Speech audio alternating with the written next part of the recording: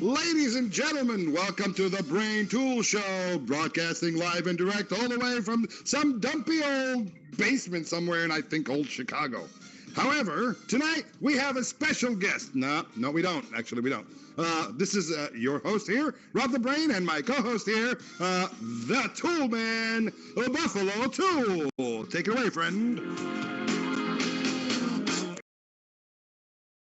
Right on, and thank you, Rob, and everyone out here on CB Radio Drama Free. Welcome to tonight's edition of the Brain Tool Show here on CB Radio Drama Free, exclusively on the Zello Radio Network. Yes, it has been a whirlwind of activity the past 2 weeks for myself, and especially this past week for Rob and myself. So, it's been like a fart in a whirlwind for the both of us. So, Rob, I'm sure you probably have lots and lots of info stored in that massive brain of yours. So what have you got for us tonight? For starters, you know what? Okay, last night, the St. Louis area, I believe in Missouri, yeah, they've been hit really well with this particular snowstorm, and it's been devastating the city for the most part. And I believe the Highway Patrol, the Missouri Highway Patrol, have been very kind enough to actually risk their lives and go out on the street and actually knocking on door to door and seeing every vehicle that's been stranded, making sure that everybody has enough food, shelter, so on and so forth, and pulling out people out of danger. So, having said that, we would like to actually, on a serious note here, that to give, our support, and we love each and every one of those first responders that they go and really risk their lives and go out in this particular bad weather. The weather has been very, very terrible, and it's actually, believe it or not, I believe it's also going northwards, northeast, the storm that is, and it should be devastating as time goes by. So, having said that, just keep that in mind, that if you're stranded on the road, make sure before you go out, if you have to go out, that is, and if you don't have to, don't. If you have to go out, make sure you have enough food, enough shelter or something to keep you warm, and water. The basics, the very, very basics are necessary.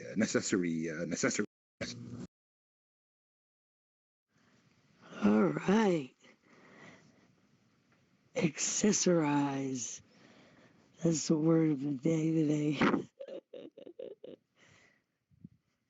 Me, I'm not doing all that trekking around. I did that when I was in my 30s. I'm not going to do 40s. I was in my 40s when I did that. Right. So remember, if you are going to get caught in a snowstorm, make sure you have some food, some water, something heat, something to keep you warm, definitely, and dress accordingly. And if you don't, that is if you have to go out. Like truck drivers are going to be stranded on the road, so on and so forth. So just keep that in mind. Buffalo Tool, what do you got there? Well, Rob, first of all, most important part of your survival pack that you may throw in your car is silverware. Do not forget the silverware. You've got to have that. But I'm going to add to your story here a little bit. I was kind of going through some of the news blurbs on the intranet today, and along the Interstate 70 corridor, the Midwest, it's going to be slow going. Areas from Missouri to southern Ohio to northern Kentucky will be the biggest snowfall areas. As a matter of fact, St. Louis here is reported to received 10.4 inches by midday Saturday. It's the biggest snowstorm they've had since January 5th, 2014, when they had 10.8 inches of snow total there. It's going to come across, it's already on the move, so, this is kind of delayed news here. It's going to taper off across the states of middle Mississippi, upper Ohio valleys. Through that time, the heaviest snowfall will leave 6 to 12 inches from Kansas to St. Louis to Indianapolis, within this heaviest snow area. AccuWeather Local Storm Max, trademarked. Oops, hope we don't get in trouble for that. Where 16 inches is projected along a path, like I said, from Kansas City to St. Louis to Indianapolis. 16 inches of snow. Wonderful winter wonderland. Why couldn't this stuff have fallen around Christmas time? That's exactly it. It's it's a new year. It's a new year, and you know what? Let's face it. It's 2019. It's been 2 weeks since the New Year's, and there's plenty of stuff that happened in 2 weeks. I mean, the government shutdown, the people blaming each other. It's been negative news all around. I think here on this show, we're not going to address any of that. We're going to actually try to make people laugh and smile. And if I'm not mistaken, part of the news, believe it or not, is kind of weird and twisted. And I believe Buffalo Tool has that coming. Hey, Buffalo Tool, do you remember before we actually started the show, we were in the green room, we were talking, and in the control room there, we were thinking, hey, maybe we should bring some of these news up front. So, you got anything special? I think, yeah. You've been hiding this stuff on me. You were telling me, no, I'm not going to tell you what it is until we go on the show. So, here's your time to show your cards, my friend. Well, yes. There was quite an odd story this past week that made worldwide news. Worldwide, because even our correspondents over in the UK said this story made headlines over there. Rob, I'm sure you've heard of the gentleman over in California, the Mr. Doorbell Liquor. Have you heard about that?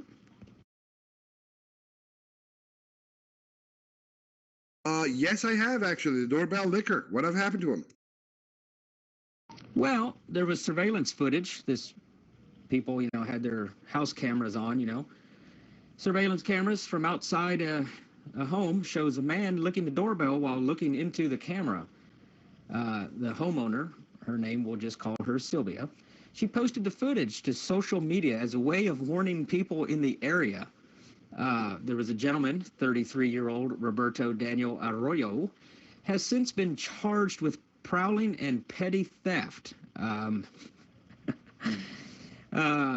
homeowner states that the surveillance system will alert her when there is movement by the front door. She said, boy, there's a lot of traffic.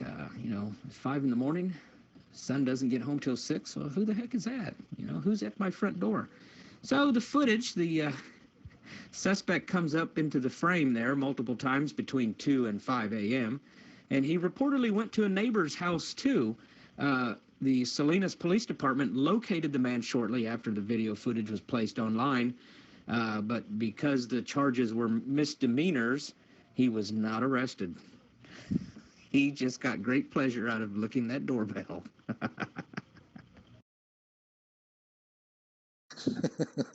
What I don't understand is, how is this guy not sick by now? I mean, really. I mean, it's an outdoor doorbell, first of all, and it's just so many germs on that thing. It's not even funny. And this idiot wants to go around and actually lick doorbells. He can actually go into court and claim insanity, and probably people will believe him. I mean, who knows that this is actually a fetish? Maybe, I don't know. It's just weird. I mean, yeah, I've heard of crazy fetishes, but is this a fetish? I mean, does this turn him on? Is this what makes him go off? I don't know. It's just too weird. The whole story is weird. Can you imagine, Rob, if somebody had some sort of skin disease or simply just like scratch their nutsack before they, touch that doorbell, and he's sitting there licking it thinking, man, this is awfully salty. Excuse me. On the subject, I have a story to tell you. Just remind me after this show. Well, that's fine. That's fine there, Granny 420. But can we come to that story later on in the evening? For now, you know what?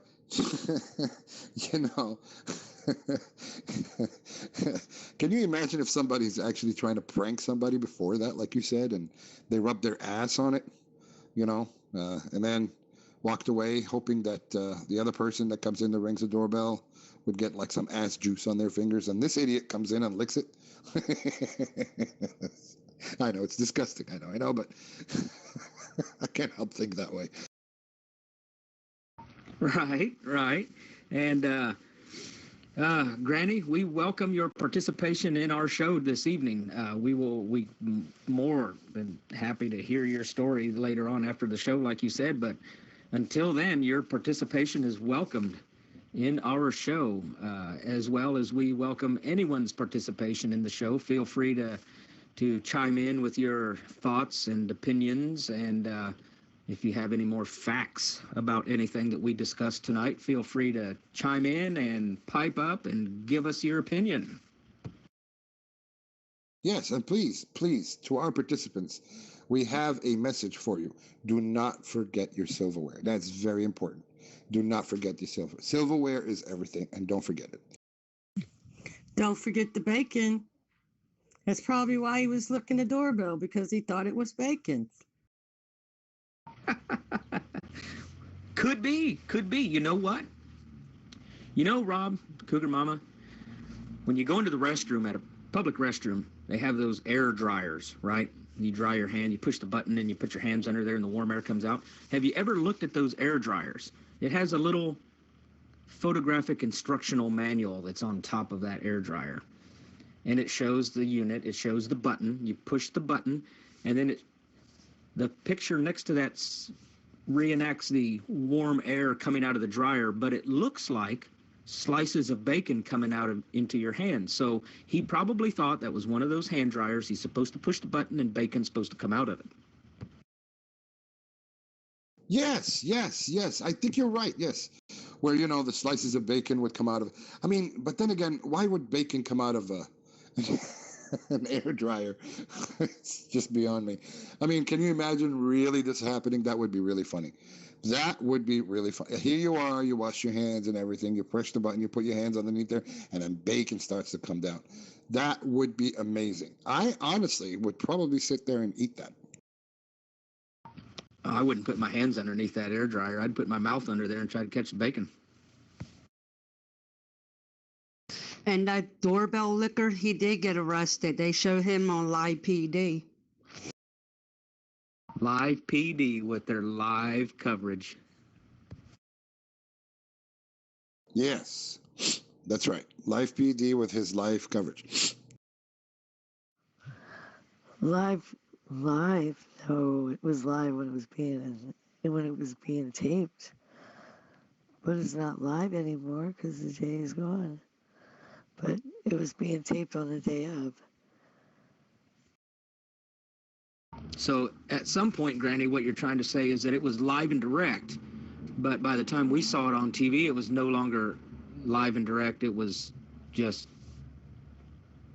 maybe kind of live.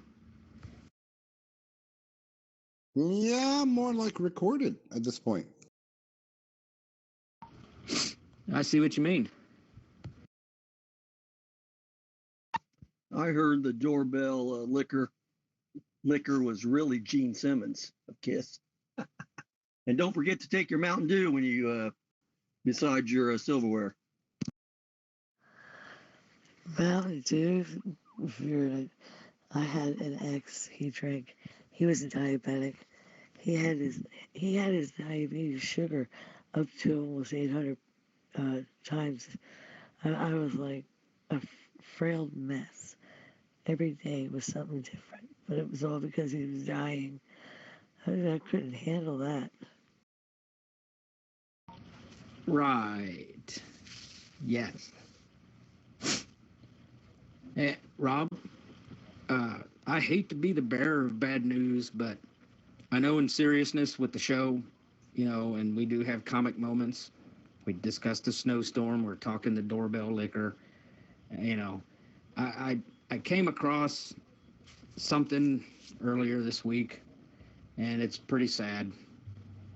You know that show, The Deadliest Catch, with the crab fishing, king crabs and all that stuff? Well, apparently one of their boats capsized and killed 3 crew members aboard that vessel. It was like a bad episode of Gilligan's Island. That is sad. No, really, that is sad. Because Deadliest Catch has been nothing but a very, very good show on Discovery, and it's almost like their bread and butter at one point. It was like the highest rated, but that's not the case. I mean, a lot of fans and a lot of people have been tuning in, week out, seeing what those guys are up to, and it's sad. It really is. Lives have been lost. So, and that's basically part of the business. I think it's the occupational hazard. every time they go out to sea, they're taking a big risk making it home. So, yeah, that is sad. Really, it is sad news. The vessel was named the Mary B-2. It capsized off the coast of Newport, Oregon on Tuesday. The three fishermen killed were identified as Joshua Porter, 50, of Toledo, Oregon, James Lacey, 48, of South Toms River, New Jersey, and Stephen Biernacki, 50, of Barnegat Township, New Jersey. So there's a little New Jersey connection there for those of us in the ROC that are in the area over there. It was supposed to be Mr. Porter's final voyage on the vessel, a friend of his said. This was supposed to be his last trip on the boat as if the 12th. He had a new job lined up, told friends that the crew was inexperienced, though. So they believe that inexperience of the crew could have led to the capsizing of the ship.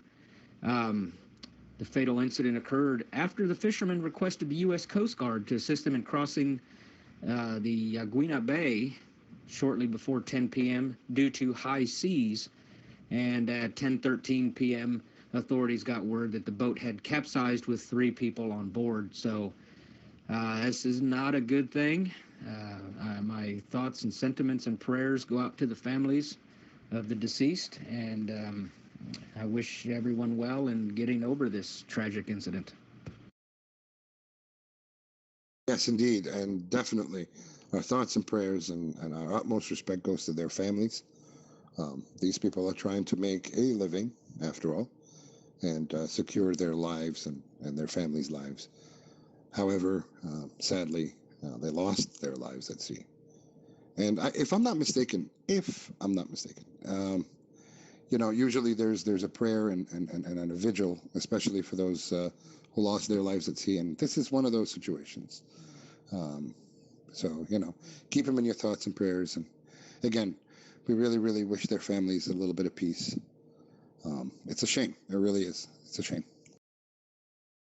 Right, and these guys are out there looking for harvesting, I believe it's king crabs, and not the kind that you use a fine-tooth comb to get rid of or by shaving your pubes off, but king crabs are quite the delicious meal, and I know a lot of us out here enjoy seafood, and there's one individual in particular that enjoys this seafood, but we haven't seen him on the channel for a while. Have you, Rob? Oh, wait a minute. Cue the music.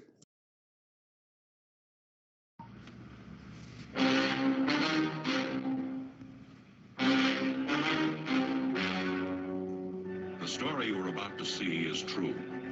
The names have been changed to protect the innocent. And now we go to a special Brain Tool Show report, live and direct from the Brain Tool Studios with special reporter Rob the Brain. Rob, can you tell us what we have? We have breaking news on a person who has been missing from the ROC. Yes, a member of the ROC has been missing. Last seen, he was actually sitting on his front porch on a rocking chair with a dog next to him, watching the rain goes down. Yes, folks, we're talking about a gentleman by the name of East Texas Guy. He lives in the East Texas area. If you've seen this man, please do not forget to contact your local authorities and let them know of his arrival and or appearances. Again, East Texas Guy has been missing. If you have seen this man, make sure you contact your local authorities and report his viewing. Thank you for your cooperation.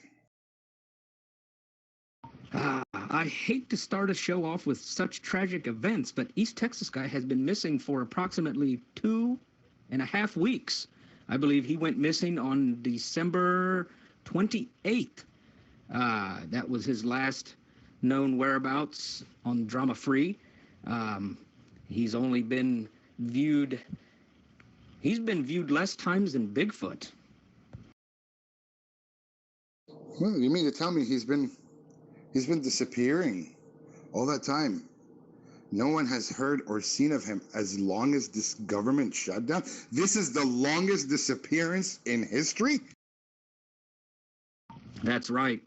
Concerned citizens from CB Radio Drama Free have been on the search for East Texas Guy, searching high and low. We set up a search party that went through the woods and the creeks and the bayous and rivers and everywhere along East Texas, highways and byways and back roads and front roads, and even a cavity search or two was done looking for East Texas Guy, and his whereabouts are still unknown. CB Radio Drama Free president was quoted as saying, "I don't know where he's at, but I'm about to enjoy a Mountain Dew. I'll be back in 2 and 2. I'm going to go get some ice." Yes, exactly.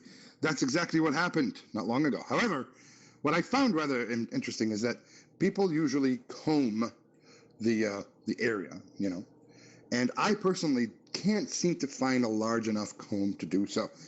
If anybody has a comb the size of a building, please contact me, and I would be very glad to borrow it from you, and we'll go comb the area looking for East Texas Guy.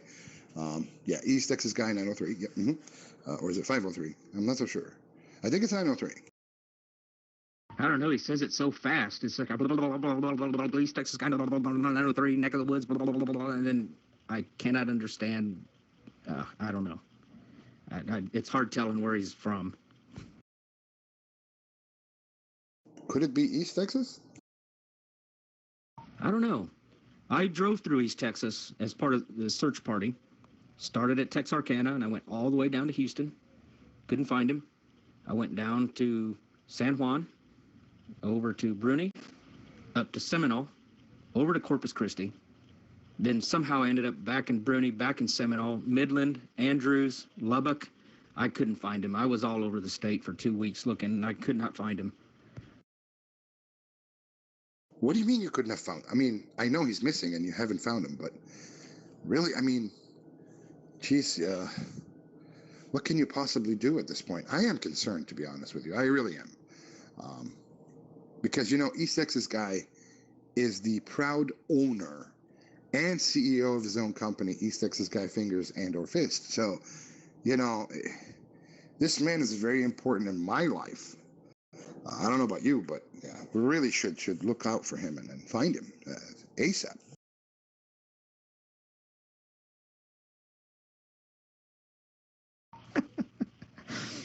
If you will look at the pictures, I believe Rattlesnake, the president of CB Radio Drama Free, the ROC, posted an article where we have yet to properly identify, but there was an East Texas man located, but we're not sure if it was the right one yet. And I believe there was a picture of a comb posted there as well. Rob, you may want to check that comb out. They're combing the desert. That must be some part of east of Texas there somewhere where it's kind of desert area. That's the comb I want. That is the comb I want.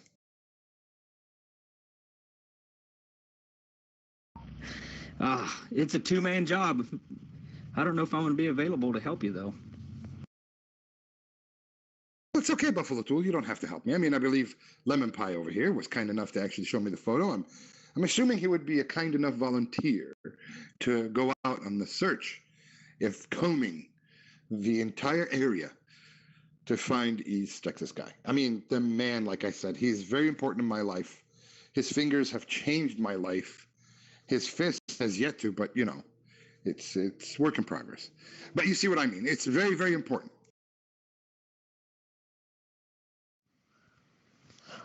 Yep, mine's 17.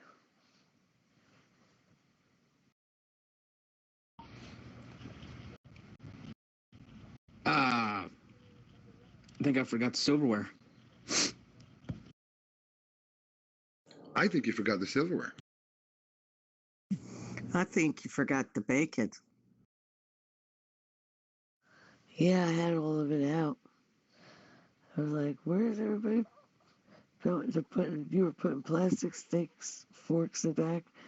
I was too. I was putting plastic forks back. And then my ex-husband looked at me, he's like, no, we're throwing these away. I said, okay, but do you know how much that costs? No, okay, well, it was pretty penny for this. Just trying to save up a couple nickels to get this again. It's a good coffee maker, but it runs out and dies like 8 months old. Bacon? Who said bacon? No, what? You forgot Mountain Dew. Come on. Don't forget about Mountain Dew now. We don't need Mountain Dew. We hear about Mountain Dew too much. We need more Diet Mountain Dew. No, everybody remembers everything but the Ronzoni. Why does everybody forget the Ronzoni is beyond me. Peanuts. Don't forget my peanuts. Yes, peanuts is good for you. Yes. Don't forget about condoms. Oh, I forgot about that. Doing that stomach thing. My stomach is just really messed up, and when I'm worried about the endoscopy and stuff. So anyway, you're in a hurry, Why Delicious? That was you, I heard.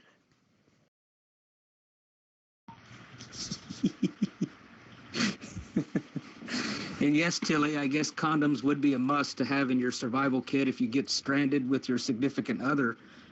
You don't want any blizzard babies coming in 9 months. I suggest a razor so your hair doesn't get too long. Hold on. If you are in nowhere and you only had a survival kit and you had a condom in it, what would a condom would do? Oh yeah, you can use it for collecting water. Stick it over your head and use it like a hat. Stop the rain getting into your hair. I wonder what else you can use it for. Oh yeah, safe sex. You have to have some hair first, John, to keep the rain off your hair. Not only that, John, you keep forgetting about the Ronzoni. Why is everybody forgetting about the Ronzoni? I don't understand. Ronzoni, folks, don't forget it. It's crucial. It's important. It's Ronzoni. I only have to put the Vaseline on my head and the flies will just run off them. They're missing the wrong way. I do put the lights on the wrong way. They just miss it. They just drop off the end of it.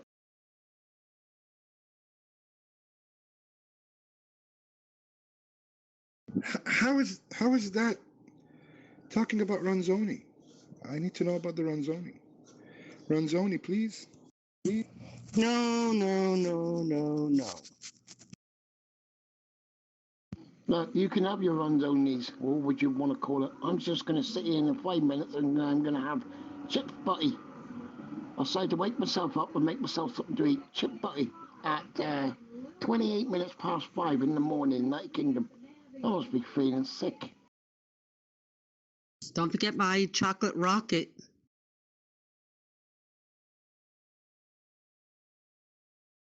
I suppose the chocolate rocket could be used to launch a flare in order for the search parties to locate your vehicle, just in case it was stranded on a deserted road. Right. And not only that, you do understand chocolate rockets are quintessential in the survival of East Texas guy. I mean, I think back in the day he mentioned he usually travels with the chocolate rocket on standby almost at all times. Well, don't forget, Cougar's got your back. It's Cougar Security.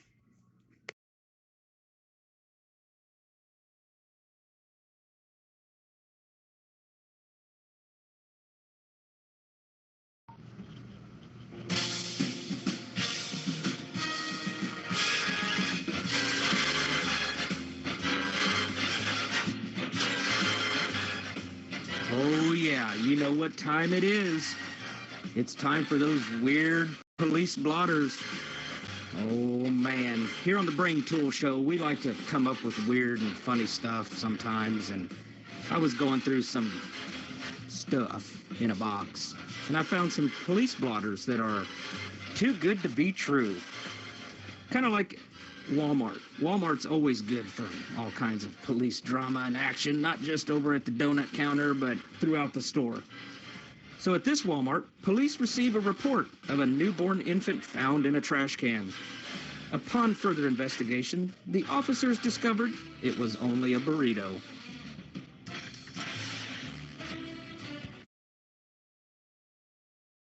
Wait, what? What? You didn't get that, Rob? Yeah, what happened? All right. Sometimes we have a 420 moment. Walmart police blotter, take 2.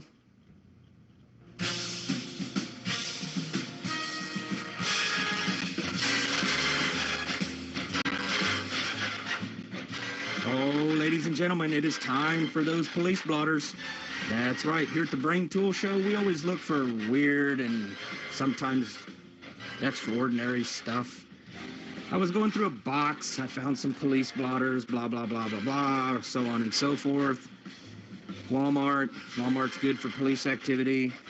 All kinds of stuff that happens at Walmart. Pajama pants, things like that. At this Walmart, police were called. They received a report of a newborn infant found in a trash can. Upon further investigation, the responding officers discovered it was only a burrito. Oh, a burrito. Oh, that's... a burrito, right. I don't know how you can confuse a newborn infant with a burrito, but somebody did.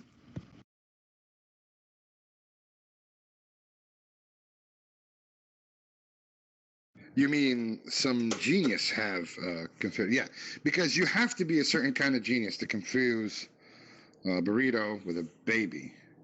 I mean, I wonder what was that burrito screaming or saying or moving? You know, like, you know, a baby moves or screams or cries or makes a sound. What was it saying? Beans, rice, onions, salsa? What the fuck was it saying? I don't know. But I hope Cougar Mama's still listening, because this one is especially for her. This one's called The Case of the Missing Bacon. Ooh, man. This one's out of Grand Rapids, Michigan. A resident called police last week. Someone had entered his home during the night and taken 5 pounds of bacon from the refrigerator. Can you imagine the astonishment when you go to make breakfast in the morning, you open the fridge, think you're going to fry up that bacon, and 5 pounds is missing? Well, upon further investigation, police discovered that his wife had gotten up for a late-night snack, but was afraid to admit it. Wait, what? What happened?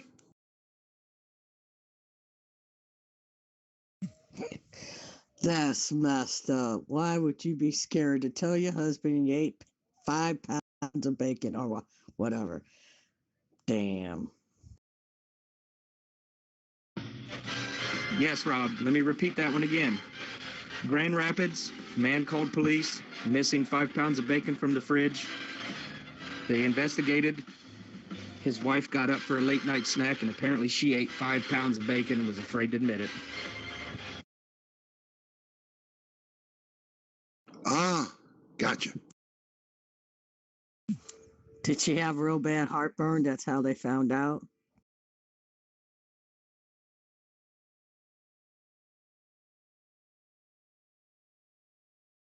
I'm gonna go on a whim. Maybe that's probably what happened.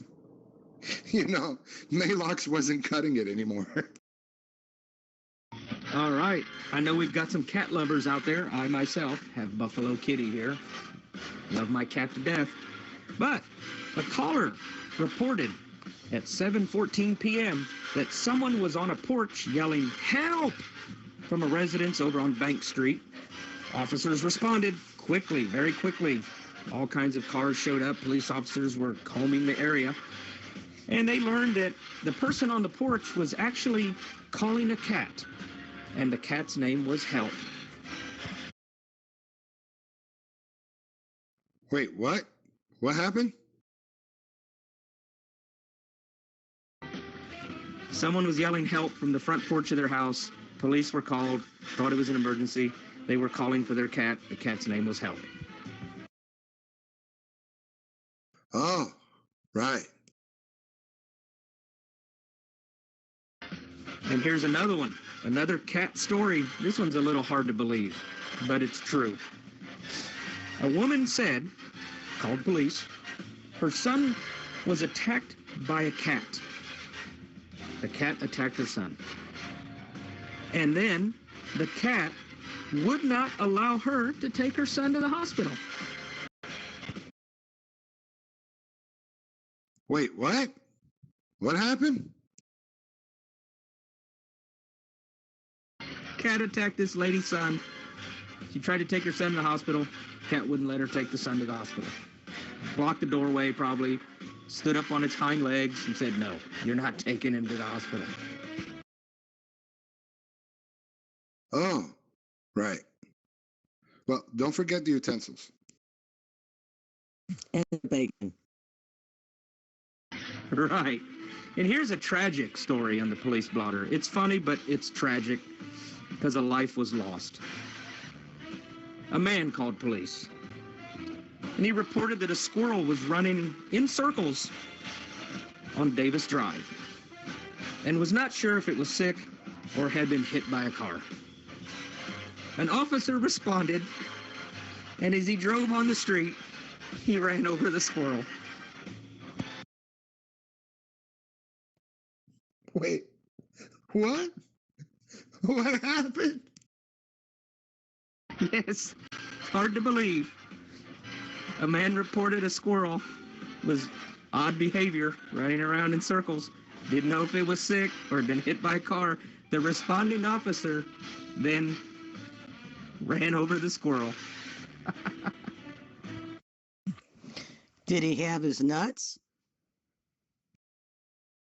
No, but I'm sure the squirrel's family probably had that officer's nuts. Oh, God. I mean, I don't know what else to say. Really, this is a story where really, what happened is not a gag anymore. It's like, it's just too hard to believe. I mean, this guy is trying to come to rescue the damn thing, and then he kills it. Oh, God. Oh, man. I would love to see him in his precinct or, whatever area he works at. And when he goes into the office, I'm pretty sure they gave him a standing ovation when he walked in.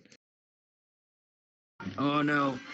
Officers and animals just do not mix. But here's another weird one for you, Rob.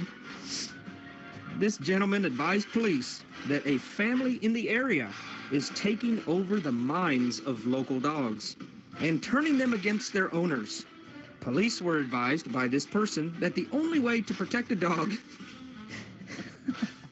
is to install an anti-force field on its head before letting the animal go outside. Wait, what? Huh? How does that make sense? I'm there with you. So in this neighborhood, before you let your dog go outside to do his business, you're supposed to put aluminum foil on its head so that this family up the street cannot take over the mind of your dog and turn it against you.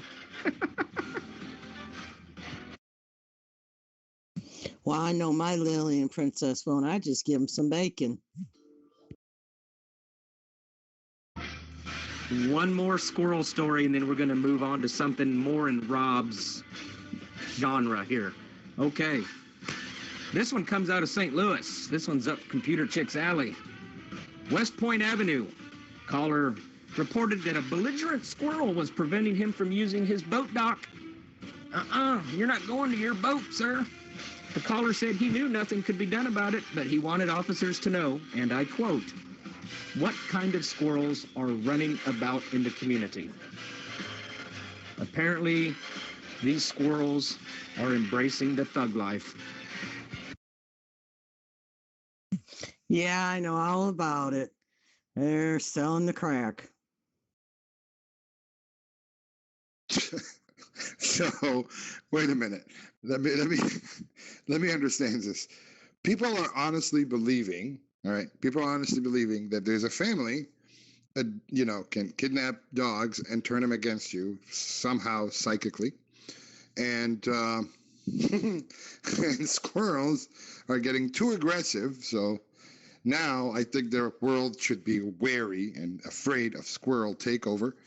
And obviously, people are honestly really reporting this to the police and sincerely being serious about it.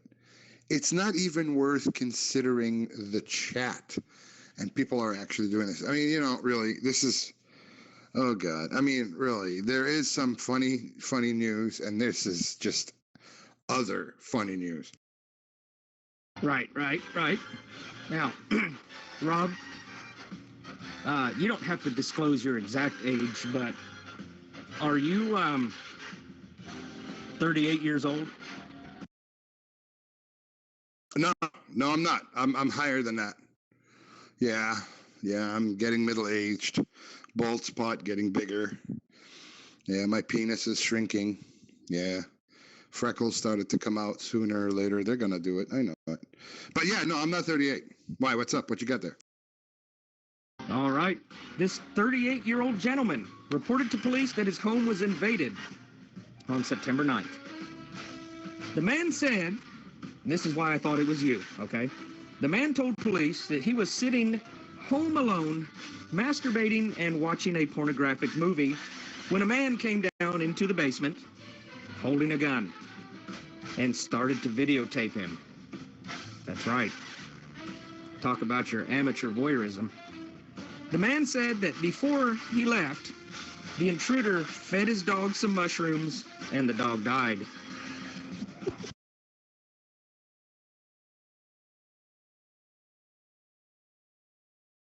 What makes you think it's me again? I mean, you lost me there for a moment. Why do you think it was me? The key component to this whole story, the gentleman was in his basement alone, masturbating and watching a pornographic movie.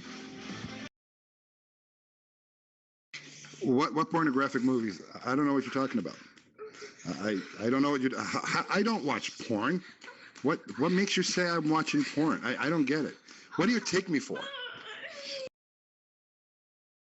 Oh, yeah. Oh, yeah. What did I hear in the background? That was porn.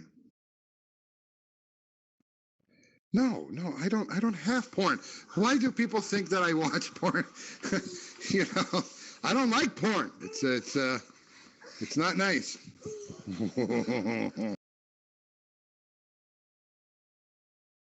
Well, apparently it was in the basement. And he's watching porn. I hear a noise in the background. I'm not watching porn. What makes you think that I'm watching porn? I'm not watching porn. Is that on the big screen? I'm jealous. Look at them butt cheeks. Oh, yeah, man. I mean, it's a 10-foot dick. I kid you not. Big screens make the dicks bigger. Oh, and the asses as well. Man, that's a ginormous vagina. I can sink it. Oh! Can you drive a small car into it?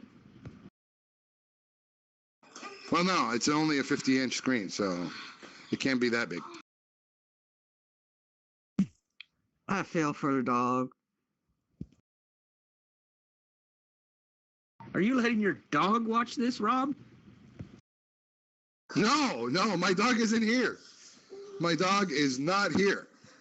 Yes, and I'm not watching porn. Why are we talking about this? What porn? What the hell? And don't forget your 3D glasses. Yes, your 3D glasses from Rattlesnake. Whoa, 3D glasses. Whoa, can you imagine that cock coming in your face? Whoa! You'll shoot your eye out, kid. And he is watching porn because you hear a lady go, oh, yeah. Tilly, that's a new doorbell system. Tilly did that pretty good. You had much practice, Tilly? Wait a minute. Whoa, hang on. You think this is porn? That's not porn. This is some lady giving birth. Yeah. Big birth. Yeah. That's birth. Sounds more like women's tennis. Oh no, she'd be screaming if she's giving birth.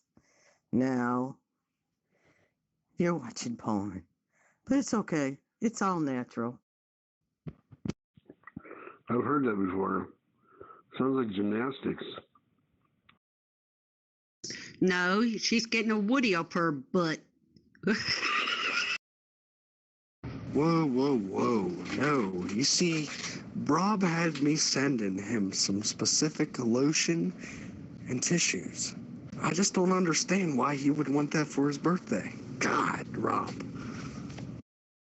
I thought it was more something like this. Oh, wait a minute. Cue up the sound effect.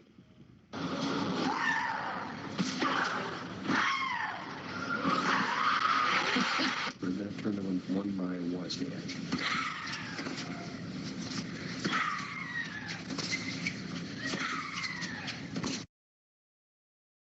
Now that is porn. What I was watching was actually some lady giving birth. That woman is screaming in joy and happiness. Mine was screaming in agony and pain, saying, "Get him out of me! Oh my God! Oh, too big! Oh." Yeah, that's sort of like how it is when you're screaming because you want that kid out of you, you know, but you're also screaming when you're making that kid. No, I'm not watching porn. Stop accusing me of porn watching. I don't do such things. Although I'll be honest with you, when the wife is away, that's a different story.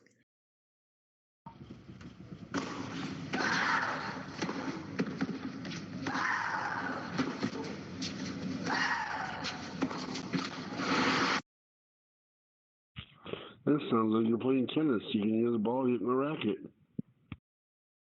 I was just going to say the same thing. You just took the word.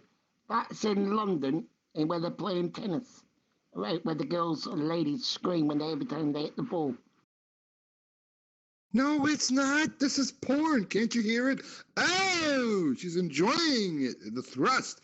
Oh, every time. Man, that guy's slow, though, I tell you what. Oh, shoot. And here's one more, Rob, for you. The Learning Center. Apparently that's where people go to learn. They report that a man across the way stands at his window for hours watching the center, making parents nervous. Oh, shoot. Police went over to investigate, and they ID'd the subject. Yes, they did. They got a positive identification on the subject as a cardboard cutout of Arnold Schwarzenegger. Think about that next time you're watching porn, Rob. Wait, what? What happened? Employees at the Learning Center getting creeped out by someone watching them from across the street through the window, you know. Police went and investigated. It was a cardboard cutout of Arnold Schwarzenegger. When the cat is away, the mice will play. Good job, Rob. So you mean to tell me that Arnold Schwarzenegger cutout was staring at the kids all along, and they just realized it was a cutout? Oh God. Geez, what if it was really Arnold all along, and then when he found out that they're onto him, he put a cutout instead of him? He was guarding the kids. Here's another one for you, Rob. I think this one was you, Rob. This one had to be you because you, for a long time, for a year, were the self-proclaimed, well, no, you were voted ass-giving champion. You were former ass-giving champion now. But police received a complaint on Sunday about someone ringing his doorbell and leaving a photocopy of buttocks on his front step. The complainant, his name is Edgar Butts, told police that the incident has happened several times in the past 2 weeks. So, Mr. Butts, someone is ringing his doorbell and leaving pictures of buttocks on his steps there. I think it's you, Rob. Was it your ass? Oh yeah, sure, it was me. Yeah, yeah. And you, Mr. Gorgeous Ass of the Year. Sure, whatever. Yeah, you didn't do that. No, it was not me. It wasn't me either. That's for sure. I don't live anywhere near. I don't live anywhere near that guy. I mean, but it is a good story. I have to admit. It's funny. Why would anyone do that? It's a funny gag, though. I mean, I really want to see the look on that cop's face when he actually showed up to the property and actually looked into the photos and says, what? Who sent this to you again? And the look on his face must have been priceless. Hey, don't you just hate when there's not enough information? You know, you call the police, okay, to make a report, but you just don't have the info to make a proper report, such as 2 students of an unspecified gender told police they were assaulted in some way on their way home from an unspecified school by an unspecified number of assailants, perhaps sustaining unspecified injuries or none at all. Police did not say. So the police did not specify either? What is this? The unspecified news? Maybe none at all. I think it's unspecified everything. My God. You know, I love doing this show, and I really do, because we get the craziest stories across the globe. And you know what? The police have the best stories, really, uncontestedly, because they deal with the general public on every aspect of it, on a broader spectrum than any of us would actually do in their lifetime. So, you know, really, you got to respect the policemen for doing their jobs. I mean, it's one thing to actually protect and serve. It's another to show up to one of those crazy calls about a guy leaving pictures of his ass on somebody's doorstep. That's just too funny. Or the police getting called because of suspicious vehicles stopping at mailboxes, and when the police caught up with the suspicious vehicle, they realized it was the mailman. How's everyone doing? Oh, hey there, Medic. It's good to see you. Welcome to the Brain Tool Show. Thanks for just your participation. Blah. Tonight is not my night for some reason. I'm having an off night there, Buffalo Tool. Really, I am. Look, here, watch. Off. That's all I can think at this point. Well, here's something else for you to think about.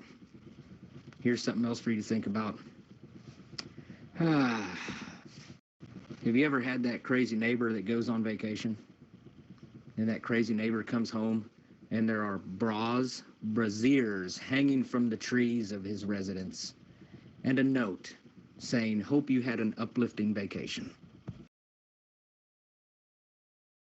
Wait, is that a true story? Please read on. That's all it says. A resident reported a number of bras hanging from the trees in the 8900 block of North Lake Drive at 6:50 a.m. back on August 24th. And there was a sign reading, "Hope you had an uplifting vacation." I would not like to come home to bras hanging from my tree. No. I wonder where the bras came from. And I think Computer Chick probably had something to do with it. She was probably getting rid of her bras and decided to just hang them on the trees at her neighbor's house and leave them a note. You know what? You just gave me a theory here that went into my head at this moment, And the theory goes like this: he probably went on a vacation, yes, and he probably cheated on his wife or girlfriend or his significant other. And his significant other figured, hey, what's a better way to mock this guy and actually tell him that he's flat on his face? Well, let's go get some braziers and hang it on his tree and leave the sign on his door. I mean, that's the only logical explanation as to why he would have a tree full of braziers. I don't know. Let's ask our audience. Audience, why do you think someone would hang a whole lot of bras from somebody's tree?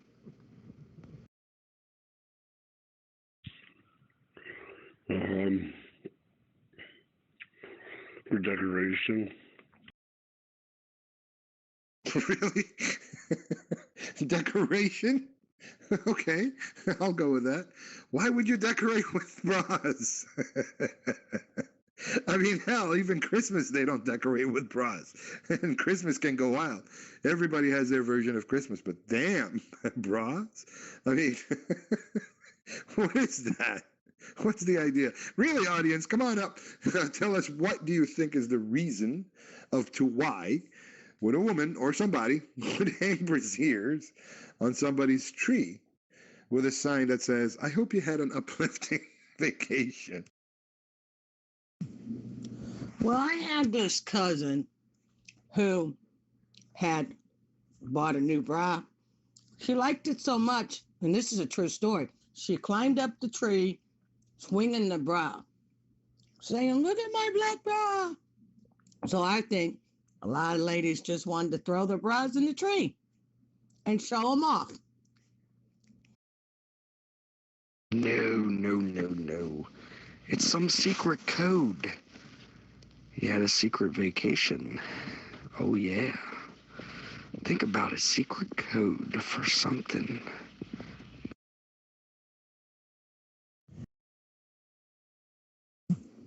You know, Marvin,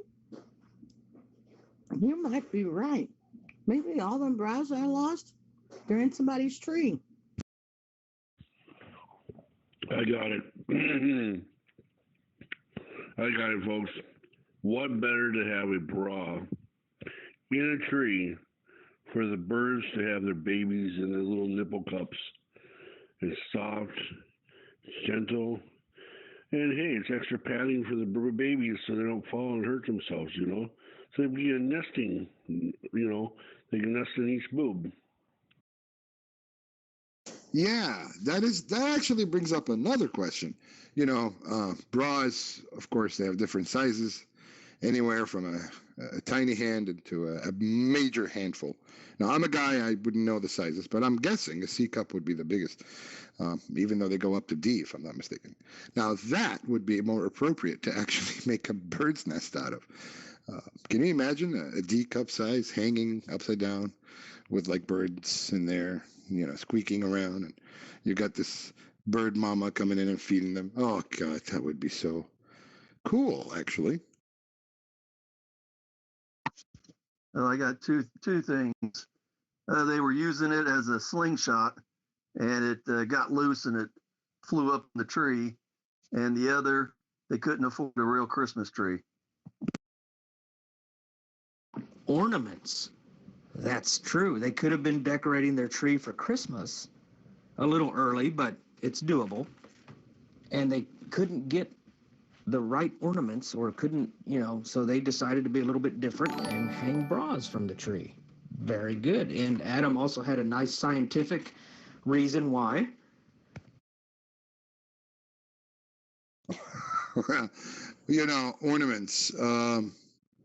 Yeah, another theory of mine is that they've become nudist, these neighbors, and they decided, I don't need all these bras anymore. What the hell? Let me come out to the world and tell them that I will no longer need those bras. So, nudist. Nudist is the answer. Well, if they have a bra on the tree, then what the hell do you put on a pussy willow? That's a good question. But Rob, don't you see some sort of secret cult things going on with the secret bras hanging in the tree? Something is going on. it could be a signal to the rest of the women out there for some sort of women's lib movement like they had back in the, was it 60s, 70s, where they, women's rights, taking off my bra, blah, blah, blah. It could have been a signal. That could be the secret meeting place for that. Yeah, sure. That makes sense. You know, let's drive down and where's the location? Don't worry. Just drive down that street. The minute you see that tree with all these bras, that's where we're convening. Let the tatas free underneath the bra tree. Yeah, that there is the bra tree. What the hell's underneath it with all the underwear on it? Oh, sir, that's a pussy willow. You know, I robbed a brain in Buffalo Tool. Yeah, I think there's a point here that these people are trying to tell the women, you have nothing to be scared of. Just let it hang out. Just let it all hang out on a cold day. Let me tell you, if I let my tatas hang out, they be hanging out. Never mind.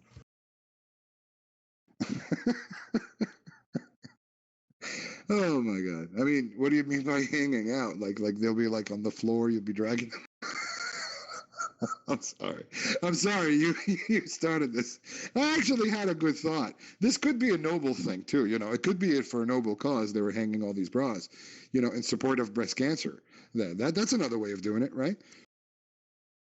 Wait a minute. Cougar Mama, enlighten us, please.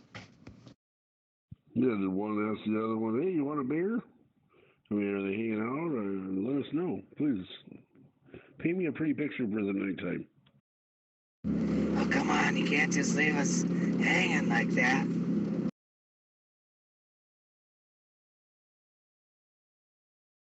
Yes, I can. That's what I do. Oh, gentlemen, haven't you figured out? It's a bunch of cock tease. It's just the way it works. Well, there goes my dreams for the night. Cock tease. You know what that sounds like? Honestly, sounds like a name of a cocktail. Yeah. What can I bring you, sir? Oh, I'll have the cock tease, please.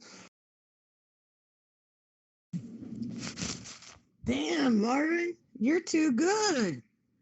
You're way too good. You're getting too smart in your young age. And yeah, you know, a bra just ain't a bra anymore. They're pink, they're blue, they got bunnies on them, they got all kinds of different kinds of bras. So, you know, they're not all white and black and green anymore. They're all colors and of the rainbow. Got names on them, got pictures on them. Yeah. Cock tease, I thought that sounded like a exotic t-shirt or something. You know, it's a 300 count Egyptian weave cotton tee with a picture of a cockatoo on it. You know, I cannot help but think, you know, cock tease would be like a cocktail with like a little dick coming out of it with an umbrella on top of it. No, it looks so funny. Yeah, what is that? That's a cock tease. You want some? Oh no, you can have all the cock tease you want. I'm sure the bartender loves making them. I thought it more to be like an appetizer. You go to Applebee's and you have a little appetizer. Oh, I'll be your server tonight. My name is Walter. Okay, all right, okay. Can I start you off with an appetizer? Ah, yes, an appetizer. I will have the mozzarella sticks, throw in some wings, and oh, this item on the menu, it says cock tease. Can you tell me about that? Oh, that's a new item on the menu tonight, sir. All the women are, or all the men are buying those up. Would you like one? Yes, bring me a plate of those, please. Hey, Rob, I have a quick question for you. If a bra, a supersized bra, was made out of like parachute material, could you technically jump out of an airplane and use it as a parachute? Or would you have to use only one cup? Well, I'd like to see a picture of that because I think we all drinking tonight. Well, us are at my house, and that sounds like a good deal. We all could be sucking on. Never mind.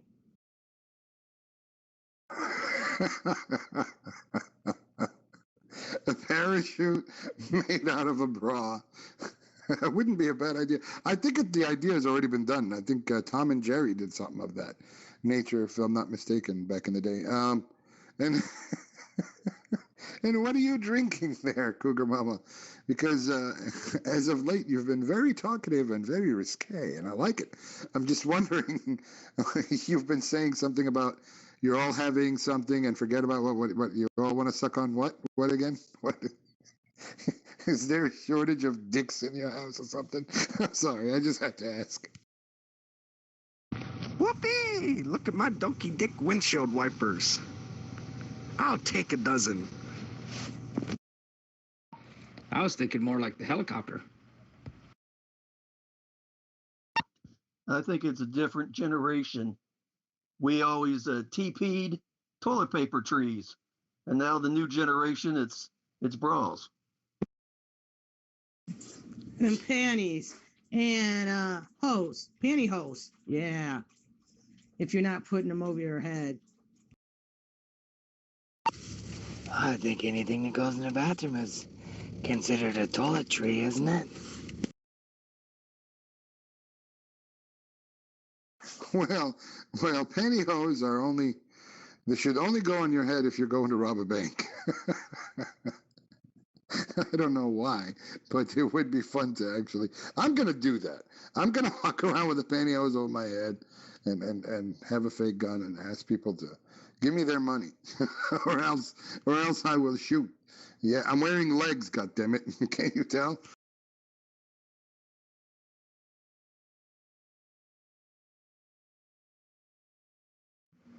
Hello? Nurse? Nurse? I need to change my colostomy bag. Hello, Earl Hardwayne, and welcome to CB Radio Drama Free. Sounds like you've got a little bit of a problem there, sir. Yeah, nurse. Will you come change my colostomy bag? I'll take the female nurse. No, I don't need you. Send the other one in. You mean the one that goes all the way, like, you know, and she wears and she comes in and shakes her. Yeah? Is that the one you want? Oh, but there's a fee for the male. Yeah, there'll definitely be a fee for that. It'll be a female. Don't worry. I dress like a woman. Oh, there's a lot of nurses on my call button tonight. I just need the one that when she changes it, it's a good view. You guys probably know what I'm. Send that nurse in. This damn call button.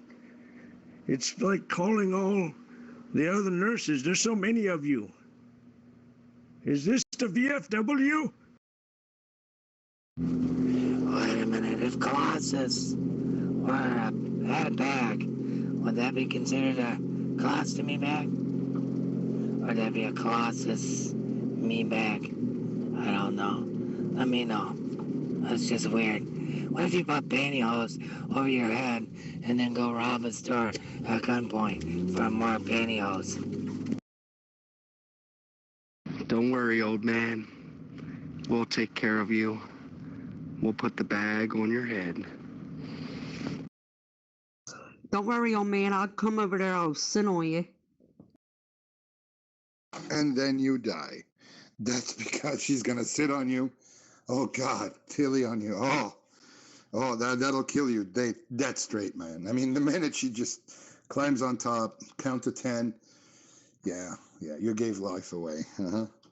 Geez, that's one way to die. Have Tilly sit on you. He'll think back to 1969.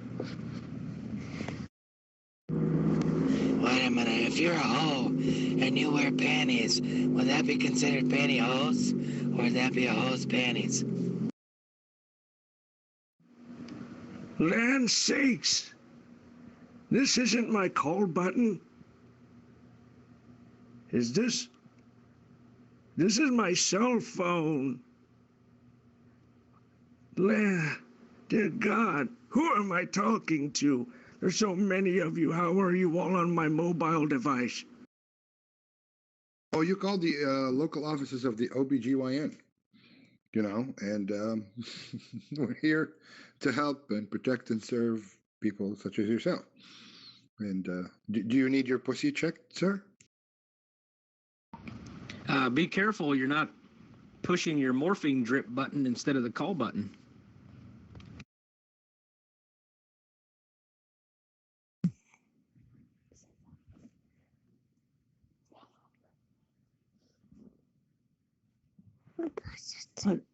Push it.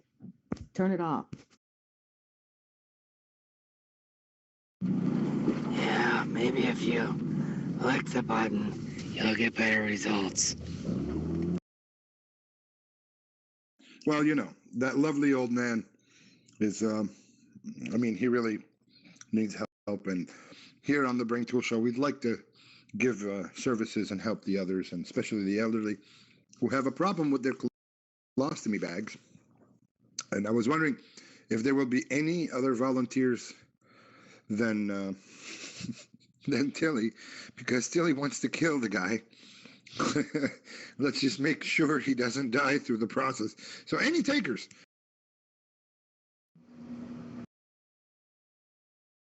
No, I would just give him a Woody.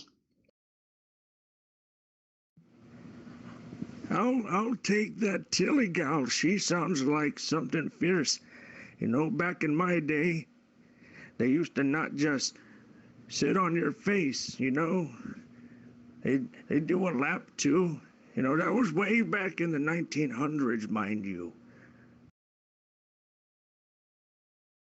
In your case, old man, it's the 1800s.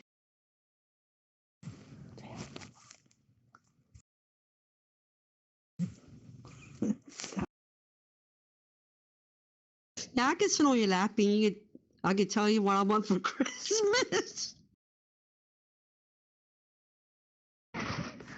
Naughty elf. Tilly has turned into a naughty elf. I'm starting to like this. Whoa. Down, puppy, down. Tilly, Nurse Tilly, just make your way down to my room. Bring the Werthers. We'll have a good old time. I've got Matlock on VHS, the whole collection, and that'll get you fired up, huh? They have a bunch of condoms too, because I don't want to get knocked up. He's in room 69.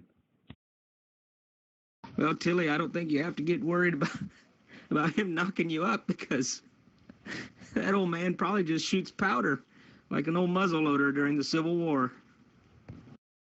Shit, I know some good old guys that's 60 years old plus and just having their baby. So, yeah, you better buy you a lot of condoms,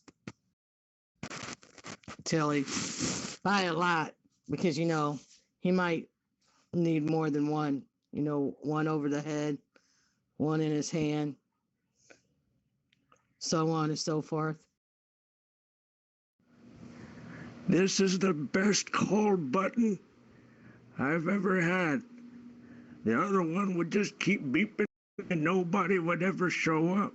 You bring those Werthers, and don't forget, tell Thelma Lou and Juanita that they can come too. I ain't seen this much action in a long time. Wait, wait, let me get this straight.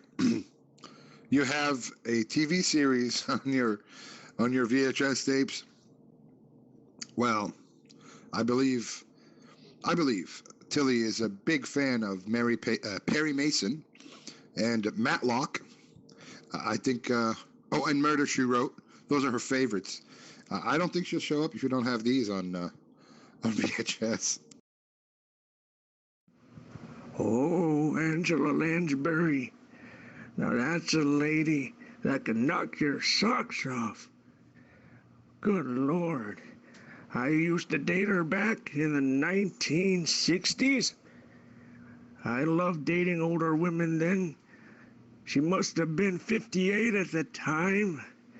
And I used to sit in my basement watching Bedknobs and Broomsticks. I used to do that until one day somebody broke into my house. Yeah, and he had he had a video camera, the kind, he was cranking it with his hand, pulling the tape through. I had to call the police. So I got on the phone and I said, Sarah, can you hook me up with the sheriff? And Lord alive, by the time the sheriff showed up, that man was gone. No, make sure you have Mary Poppins. I love that movie. Somebody should put that movie on. Then we can get the wild thing on. Woohoo! What about chips? We can't get it done without the chips. Chips? It's chips. Oh, great. Now we got kids also listening in on this conversation. Fantastic. So, yeah, I don't know. But the Dick Van Dyke Show also was a hit back in the day. I'm pretty sure you were, what, 15 when that aired? Oh, yeah. I remember the Dick Van Dyke Show. That was back before they had color idiot boxes. That shit'll rot your brain. Yeah, I remember watching the old Dick Van Dyke. That was when I wasn't down in the basement with Angela Lansbury. The basement? Why here basements? What's your basement look like? I've been in many basements. And the baby's gone. He just walked in. Now he's gone. Cougar's mama's talking about chips. Is that some sort of food porn reference? Oh, Dick Van Dyke is not politically correct anymore. We now say bi-curious lesbian. Don't forget, my boobs are hanging out low. They're hanging down low. For you, sir. Hey, look on the bright side. You don't have to keel open your head anymore because, you don't have to raise your head anymore. Her tits are so saggy. She just hangs them in there and flop right on your face. Very easy to suck on. That's what I was going to say. It's easier to suck on. Like two udders. Yeah, like an udder. Yeah. That's what I need right now. It's kind of hard to sit up anymore. So the less muscles I have to move, the better. And as long as she doesn't as long as she doesn't mind, the smell of mothballs, we're good.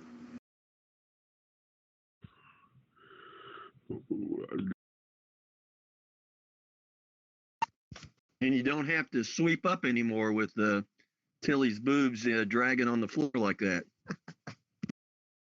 Just put a couple of Swiffer pads on her boobs and you got a clean floor. I don't think I've ever smelled a mothball. Mothballs. Does that smell anything like butterfly balls? Mothballs, usually they use it to keep certain insects away. But no, I don't like the smell of mothballs, but I'll still help you out. I'll spray you down. Rub and tug. Rub and tug. Yes. So mothballs and butterfly balls, they don't smell alike then. No, mothballs stink. They might be the same because they probably both smell pretty bad. But anyway, like I said, I will help give you a hand up or down. What do you say there, Earl? You got two fine women that want to jump all over you there. You got Tilly and Cougar Mama. You think you can handle them both at the same time? Are we talking like a gypsy moth and a monarch butterfly? You just send them on down. The bed adjusts if I just push the right button. And we can make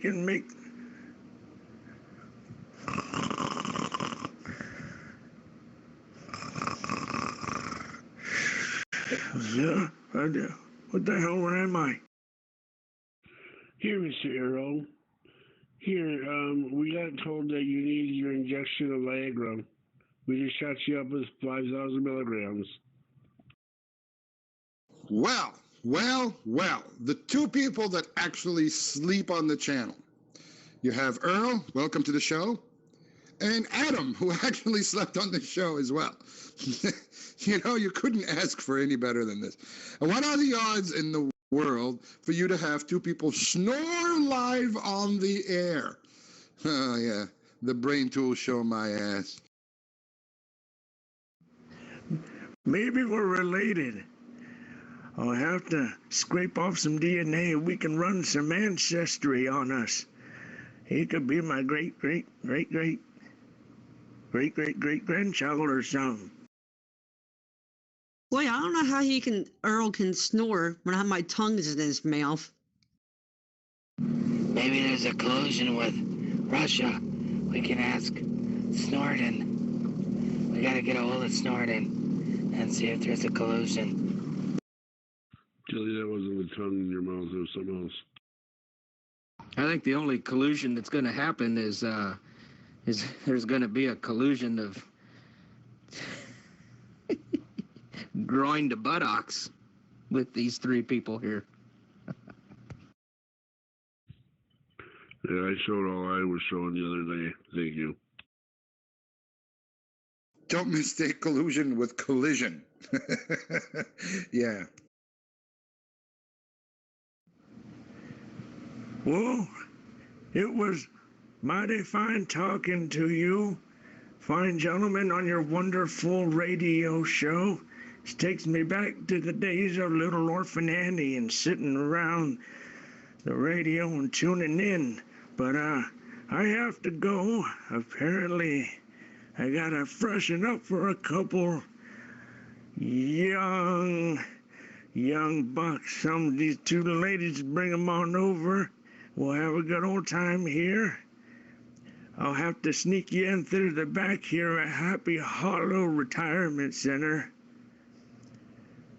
Just have a wonderful evening, gentlemen. And sorry about stealing all your young fillies from your show. Oh, no, Earl. Please, you do come back and visit us. We do this here every single Saturday night at midnight. And you're welcome to come back here again, of course. Earl, you know, we love you, and we mean it. You're great. I would consider you a friend of the show. And so please do come back so you can steal more of our lovely, sexy, old, wrinkled ladies. Yeah, come back anytime there, Earl. And remember, a little Orphan Annie is okay every now and then, but sometimes you just gotta give yourself the old Oliver Twist. Well, I'm gonna give those young ladies some Oliver Twist tonight. Throw in a little East Texas fingers, too. Y'all have a good night now, you hear? Oh, my God. Earl, you know of East Texas guy fingers? Wow. I'm amazed. You actually are a user of that product? It's a great product. Well, you don't have to answer that question if you have to go, but if you can stick around, we would love it. Oh, all the ladies around here love the East Texas fingers. You'll just have to ask Mary Louise over there. I don't know if I can wheel myself over to her. I don't know if it's the old age or the fingers, but just after the experience, threw her into a vegetative comatose state. Them East Texas fingers are something else. Wait a minute. You mean to tell me you guys use these on the people who are in a vegetative state? What are you hoping, that they would wake up when you stuff it up their ass?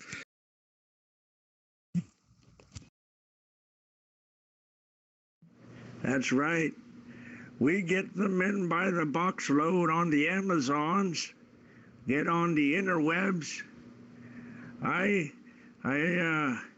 have to have somebody else do that for me because I never put my credit card information on the interwebs.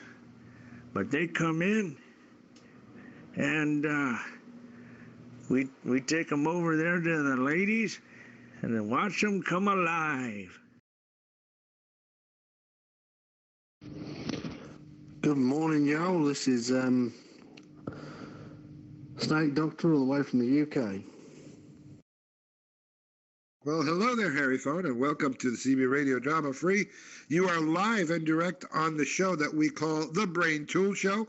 I am your host, Rob the Brain, and my co-host, Buffalo Tool. And so, we're actually discussing here this lovely old man right here, Earl. He's a little bit of a perv. Well, not the perv, you know. He's an old man who wants to get a little bit of fun, and I for one can't believe how much stamina he has. He just wants a little action. Who don't? Better watch out, Cougar Mama. I don't want you to give old Earl a heart attack now. I keep a glycerin pill at my side, Cougar Mama. Just remember where that's at. Nitroglycerin. Under. Right. Okay. Oh man. So Earl, let me ask you this now. Are you do you consume Viagra by any chance? Have you ever needed Viagra as of this point in this time of your age? Well, you better have it on the side. Just in case you do, I'll pop that in your mouth ass. I don't know if she meant she was going to pop a Viagra in my mouth or my nitro pill. Now, I haven't needed the Viagra. I've been fortunate enough. I think it comes from smoking 2 packs a day, drinking a lot of hard liquor every night. And those nurses around here, there ain't no need for Viagra with those nurses you got around here at Happy Hollow. Well, you can glister in, but you always gotta glister out too. So okay. Now let me understand this. You do use Viagra if you need it, though. I'm assuming. I mean, can your heart take Viagra? Because if you have a heart condition, you can't have Viagra. You understand that, right? Oh, I haven't needed it. Haven't needed it. Nope. See, the thing is, I rarely use the other parts of my body, so all the blood flow just going to one spot, and that's all I need it there for. It's about the only muscle that works anymore. That's all that matters. Hey, there you go, Earl. You're getting Cougar Mama all worked up. Tilly went by the wayside. I don't know where she's at. She must be on the front porch or something, but you're getting Cougar Mama really riled up there, Earl. No. Tilly's leaving 2 large marks on the floor as she drags her Swiffer titties the floor, cleaning up, tidying up the place by the time Cougar Mama shows up. I'm right here. I'm on my way over. Give him some good time. Oh, baby.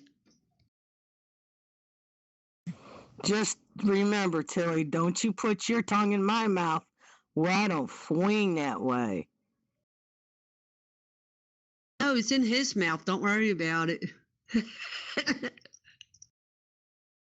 Well, you better get over there quick, Tilly, because you know it is probably way past Earl's bedtime. Probably goes to bed at 7 o'clock. That's right. That's actually 7's pretty late. That's about 3 hours after I have my dinner. Okay, so, right. So, Earl, let me ask you this, Earl. How many ladies do you sleep with, on average, within a week?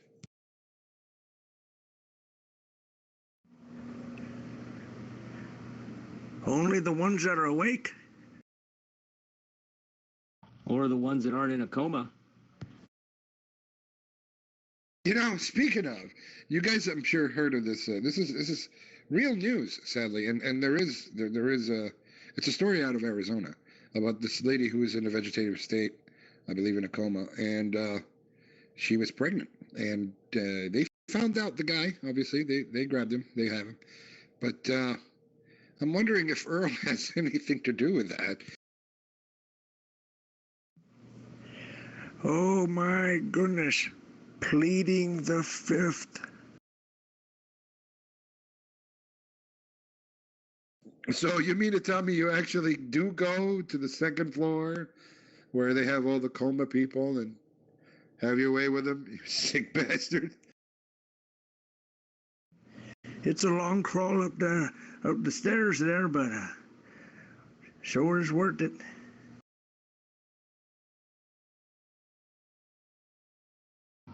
This is absolutely brilliant. I'm so glad I found your channel.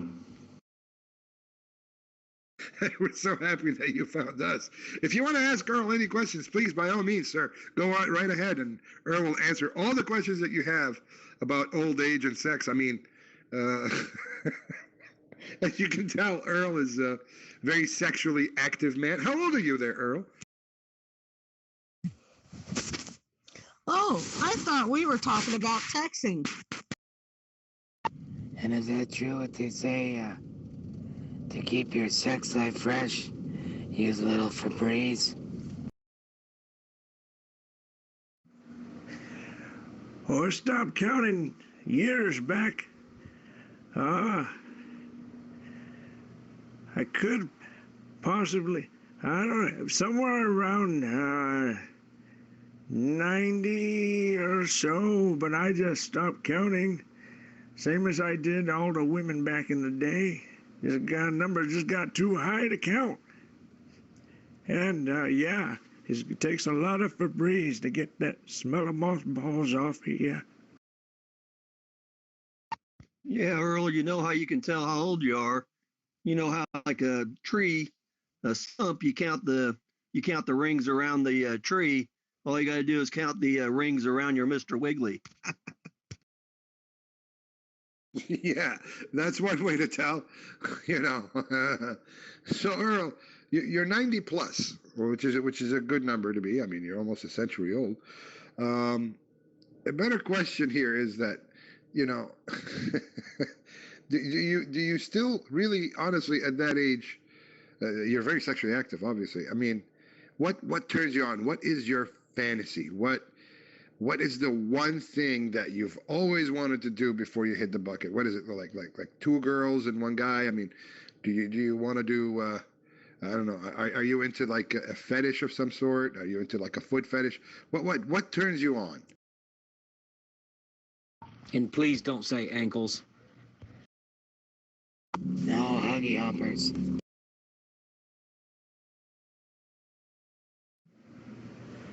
Oh, good Lord. Exposing my fantasies to a bunch of strangers. Well, I've pretty much darn near done everything on my bucket list. But I think about the only thing that we haven't tried is anything involving fecal matter. But tonight could be the night the colostomy bag is full.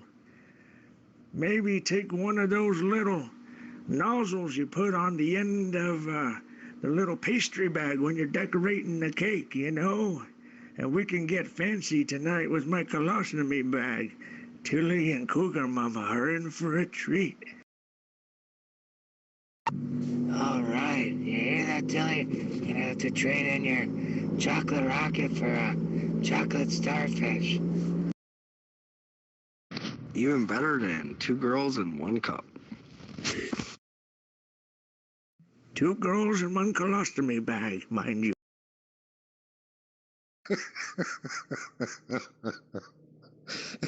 Okay, Earl. Now let me ask you this: do you watch porn? Are you a fan of porn?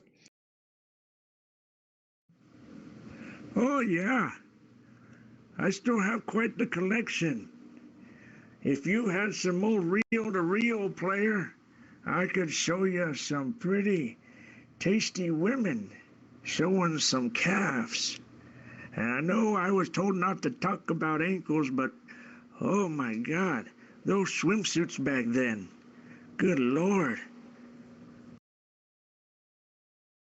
Now, you see, Rob, I just had a thought.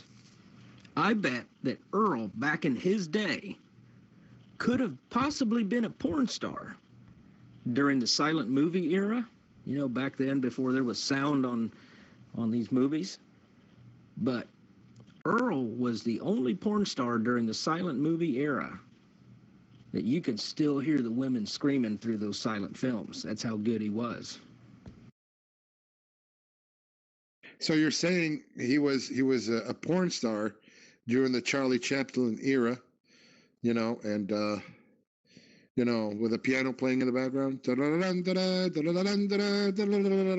right? You know, that kind of thing. Like a minstrel actor? Yeah, never mind. Exactly, Fornicate. That's right. He's absolutely right. Back then, you used to have to go to a little theater and have a little piano player over off to the side who'd be playing the music. And then, when he started banging the piano, well, same thing happened on the screen. And, you know, all that changed in the days of started putting sound on all the movies. Hell, in fact, they invented the wah-wah pedal for one of my films. Oh man, I think Tilly might have tripped on one of those. Yeah, so in fact she was going to Wawa.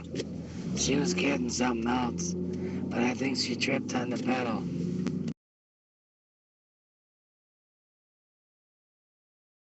Well, see, there you go. I mean, so you came across Ron Jeremy and all these guys back in the 70s, I'm assuming. Oh, that's right. He and I worked together on a film.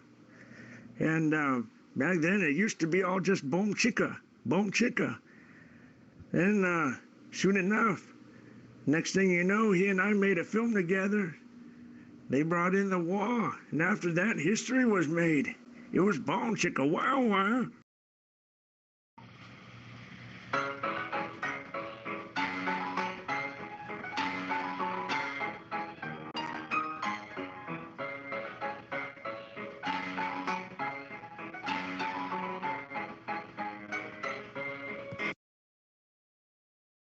Yeah, that kind of music. Yes, indeed. The turn of the century, you know, silent movies. You know, what I don't understand is that back then, I mean, porn was obviously was going at 100 miles an hour because, you know, back in the day they would crank it by hand, and then when they replayed it from a reel to reel, it felt a little faster. You know, so like he looked faster having sex. Maybe he was moving at a 10 mile an hour, and then when they was played back, he was going at 100. The women there probably were like, "Oh, wow, look at that jackhammer." back then they had that old-timey boxing, where you pull your pants up so they're just under your armpits, and then you run your arms straight up and down, and you do the old-timey boxing. But did they have old-timey boxing the clown?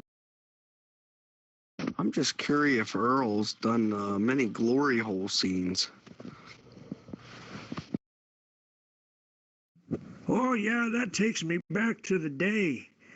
Glory hole scenes were really hard to film. Hell, just glory holes in general were really hard.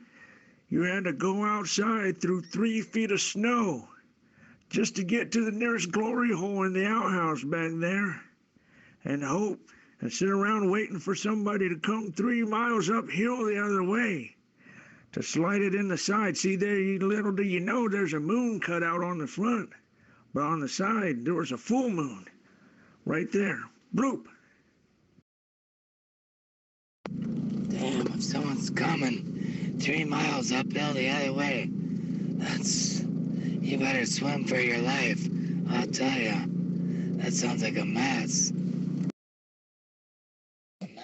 Well, I'm getting my raincoat on so I don't get no fecal matter on me, but we will have fun. Literal shits and giggles. I am on my way, Earl. On my way over. Tilly's gonna get some of that chocolate starfish. So Earl, but during heavy thrusting scenes, what kind of music was playing in the background? I mean, most pianists, I'm assuming they played like fast music, obviously. It has to be enticingly fast, very fast. Was it something along the lines of this, maybe? I don't know. You tell me. Does that take you back memories? Here, listen to this.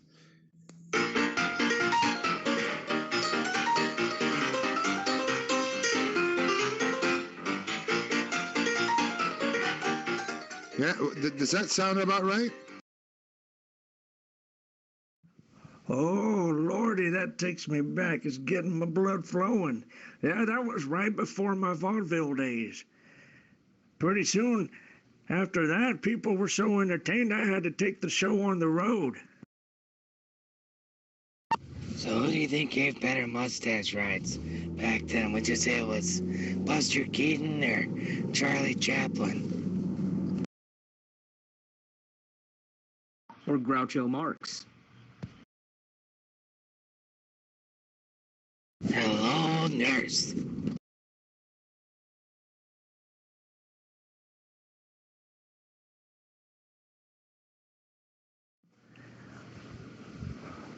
There were many fine mustaches back then, all dapper danned up. I was a big fan of Clark Gable's work. Clark Gable, right? Oh, I see. So okay, all right.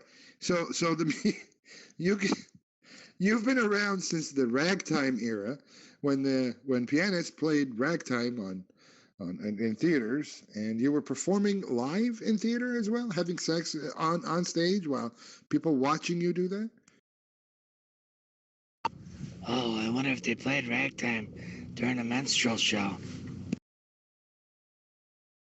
Earl, what was your favorite porn air? What air?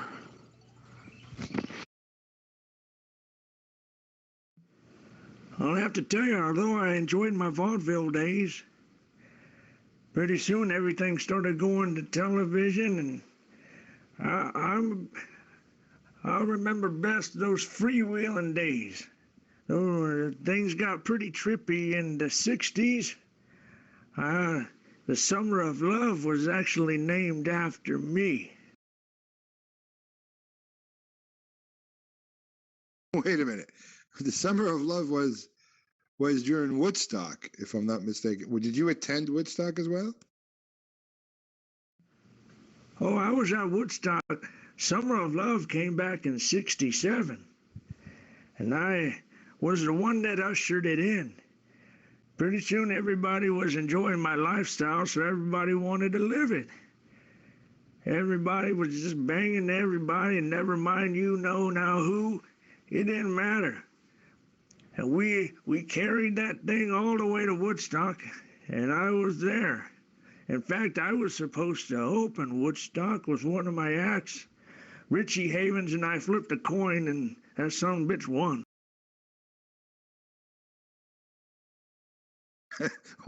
Okay, what if he didn't win? What would have happened? I think Richie Havens was dead before Woodstock.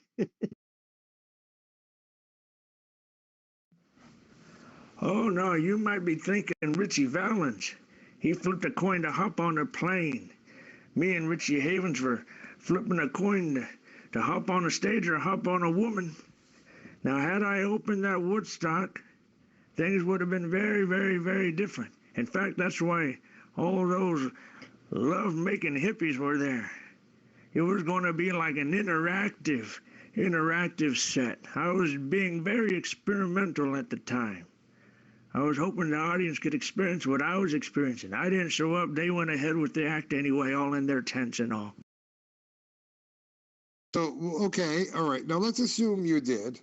You were experimenting? What were you experimenting? I mean, were you doing LSD like everybody else, or what was the? I mean, because that's exactly what they were doing at the time. They were popping LSD and hallucinating and having sex, and that was pretty much it. Would you have done things differently? Maybe, I don't know. Could you elaborate on that a little bit? Probably a little bit of LSD followed LSD chased with some prune juice. Oh yeah, at that time I was having to, do a few things to keep myself regular. So I just pump a little in my mouth and wash it down with some prune juice. And at that point, I had taken to smoking only 1 pack a day and another pack of the marijuana sticks.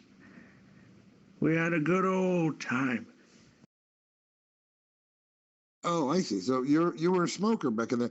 What is your preferred cigarette back then? I mean, I recall, if I'm not mistaken, back in the day, they were advertising for cigarettes on television and the standard media, and I'm pretty sure you being an old timer and a porn star, you must have had a brand that you can't get rid of in your head. Your favorite. What was it? What Pall Mall was it or Lucky Strikes, or what was it? Oh, hell, Lucky Strikes. Lucky Strikes. Until that damn Marlboro man started running around on a horse and everybody started finding them cowboys sexy, and so I went ahead and switched over to some Marlboros.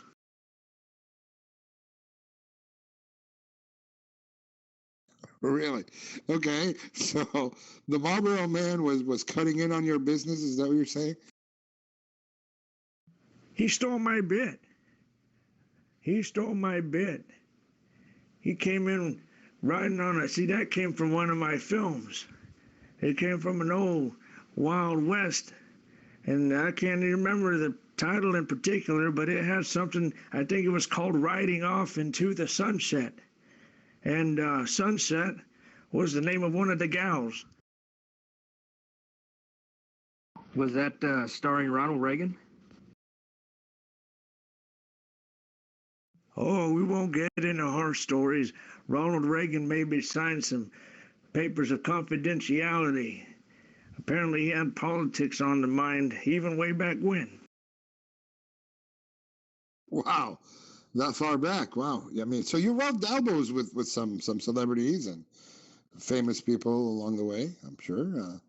Who was your very favorite best friend from all these celebrities that you had friendship with? I mean, the one that you can confide in, or, go-to guy. So even back then, there were papers and documents from higher sources. Even back in those days, if he signed some paperwork for confidentiality by Ronald Reagan. Oh, yeah, there were all kinds of...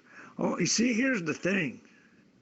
See, my life, they took my life story, stole it, turned it into a movie, took out took out all the sex. They took out all the sex and just kept everything else. Then they called it Forrest Gump.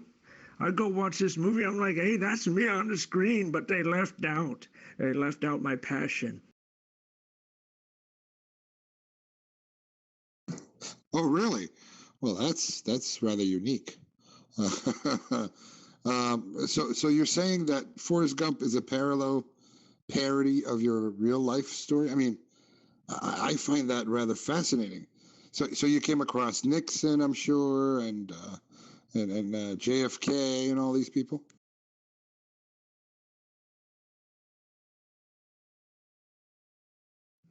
Oh yeah, bumped elbows with a whole lot of them. Had a lot of good times together. Half of them I can't even talk about in public. But yeah, then they took my life and just put it into some kid, who had trouble running. I was like, that's not me, but everything else, those are all my friends on that screen. So whatever happened to Jenny?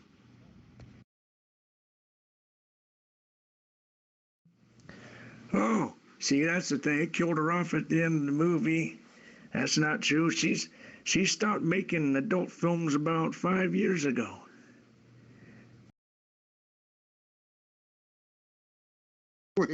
Wait. Jenny is about 90-some years old who still makes porn? I mean, really? Oh, yeah. Her career took off after she threw the guitar in the act. And then after that, she continued on for another, I don't know, roughly 50 years. Her and I never worked together after all that business in the 80s, though. So enlighten us on what happened in the 80s. My God, what didn't happen? By then, everybody had jumped ship from LSD and started hitting the crack.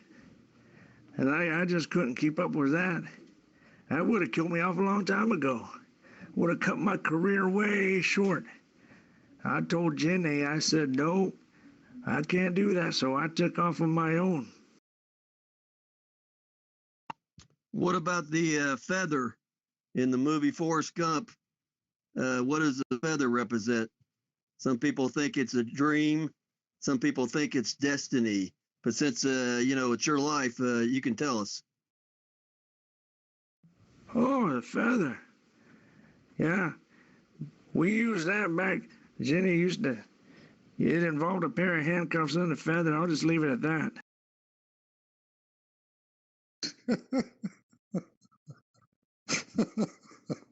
All right. I always thought the feather was Forrest Gump, the representation of it, because he swayed in the wind. Wherever the wind took that feather, it landed somewhere, and so that's what I thought the feather meant. But I really didn't think it had to do with handcuffs and a feather. I always thought it was because a bird was just about to shit on him.